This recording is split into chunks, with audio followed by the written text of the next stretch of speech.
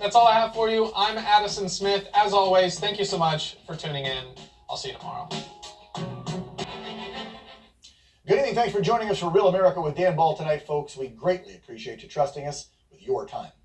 So, the Biden administration's ceaseless borrowing addiction has driven our gross national debt to the highest ever.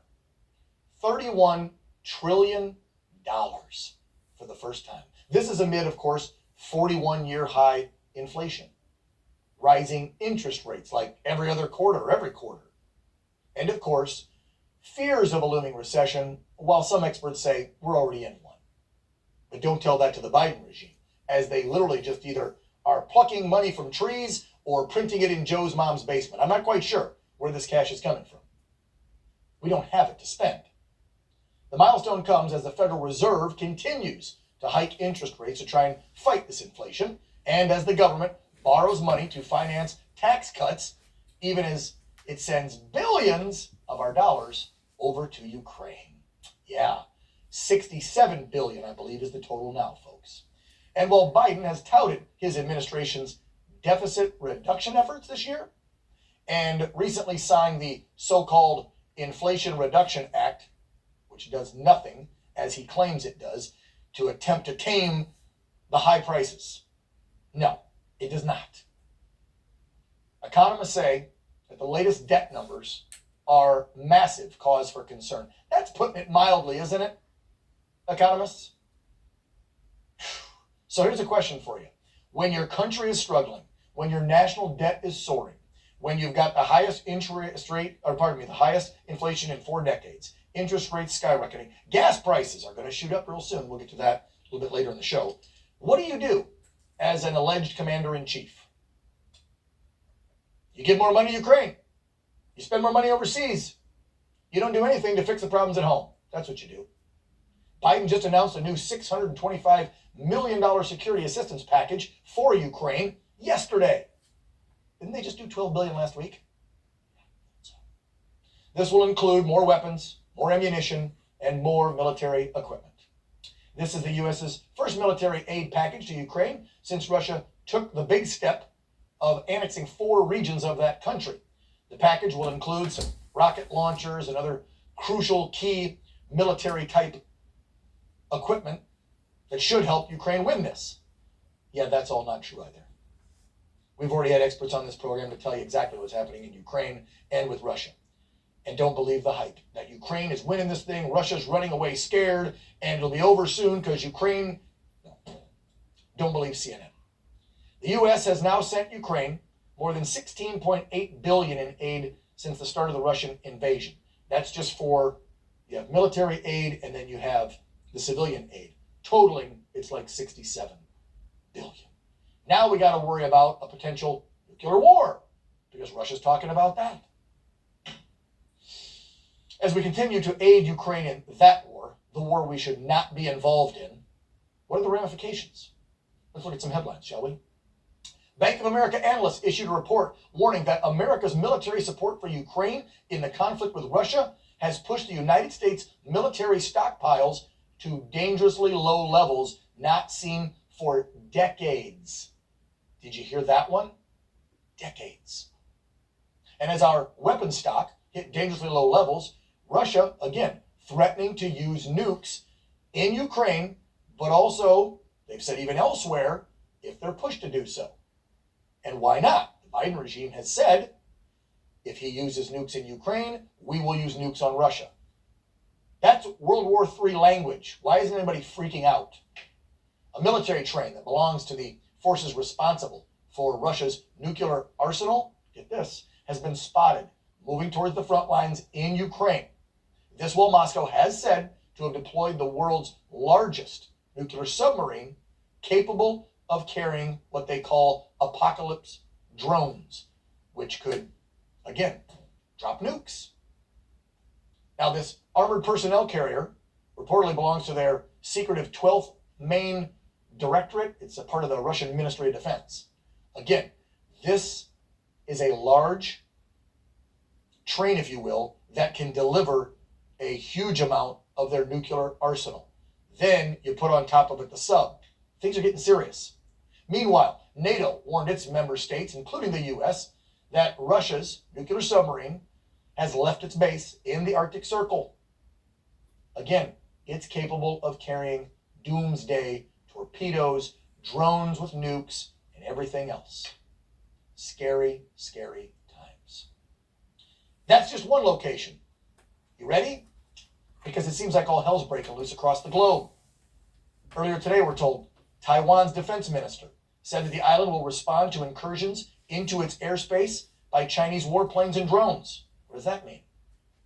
Well, they're saying that China's newly aggressive stance had changed what Taiwan would define as a first strike. And that would necessitate a response.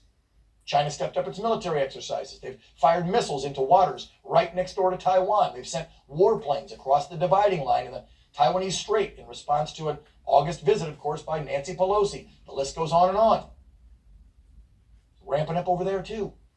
China denies the existence of the median line in the Taiwan Strait, and they've challenged the establishment by firing missiles again into Japan's exclusive economic zone as well. So, I mean, Eastern Europe, the Pacific Southwest. Not done yet. North Korea conducted its longest ever weapons test on Tuesday.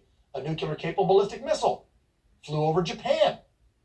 They say that missile could actually reach U.S. Pacific territory and hit Guam. When they did that, that forced the Japanese government to issue an evacuation alert and send sirens off. South Korea, U.S. military responded by launching fighter jets that fired weapons at a target off of South Korea's west coast in a show of strength against North Korea.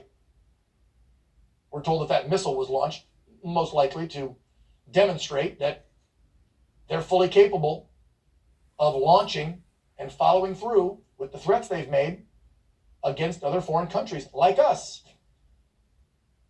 North Korea has test fired about 40 missiles over about 20 different launches this year alone. And Kim Jong-un refuses to return to nuclear diplomacy talks with the U.S. Gee, I wonder why. Look who's in the White House.